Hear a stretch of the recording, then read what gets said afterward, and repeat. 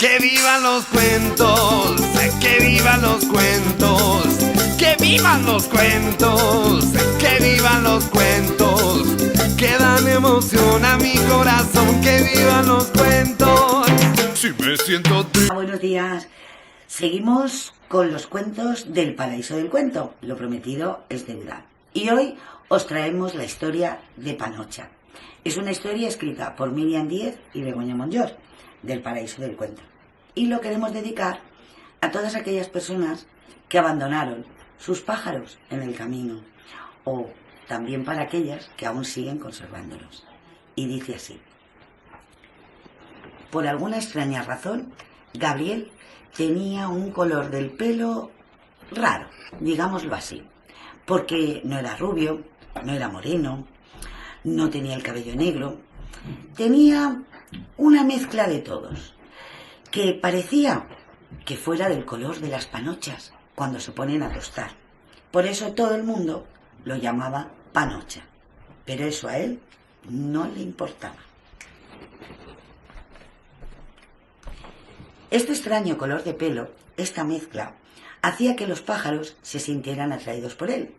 A lo mejor pensaban que ahí podrían anidar o incluso encontrar comida.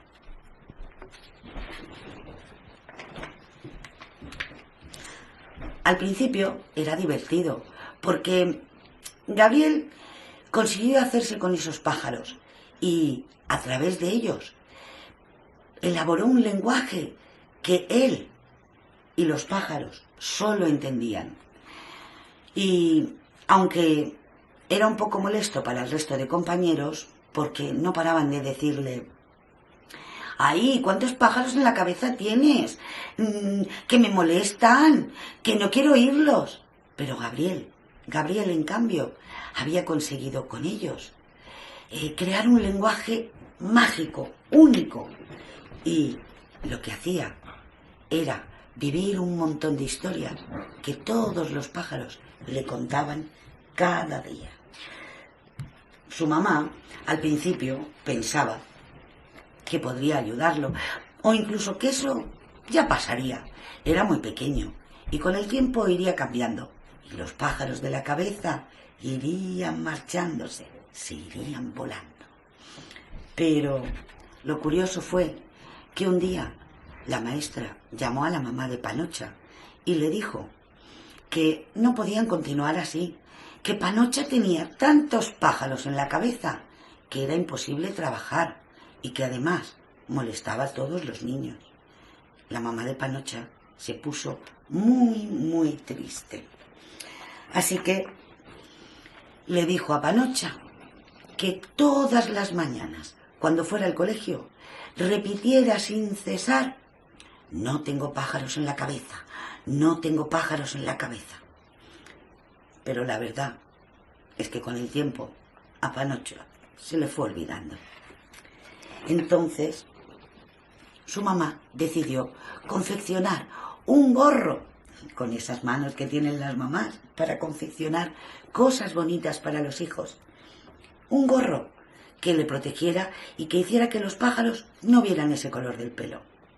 Pero la verdad es que con el tiempo Panocha había olvidado decir que no tenía pájaros en la cabeza, y el gorro además le daba mucho calor, así que se lo quitaba. Su mamá, muy preocupada porque Panocha seguía llevando esos pájaros en la cabeza, decidió ir al médico, y el doctor le recetó pastillas espantapájaros. Al principio parecía que resultaba, y parece que los pájaros ya no anidaban tanto en esa cabeza. Pero un día, la mamá de Panocha lo vio llegar del colegio, muy triste. No paraba de repetir: no tengo pájaros en la cabeza, no tengo pájaros en la cabeza. No paraba de rascarse la cabeza porque el gorro le daba mucho calor. Y además, las pastillas le hacían tener una mirada muy triste. Así que su mamá lo tomó en brazos y le dio el abrazo más cálido que os podéis imaginar. Le puso su dedo en la boca y le dijo: "Shh, deja de repetir, no tengo pájaros en la cabeza". Le quitó el gorro y le acarició sus cabellos, revolcándolos todos. Y desde entonces, Panocha vivió con sus pájaros en la cabeza. Y seguramente, cuando vayáis por ahí, algunos veréis a Panocha, ese ancianito que muchas veces está en el parque y siempre está rodeado de pájaros en su cabeza. Y colorín colorado, este cuento se ha acabado.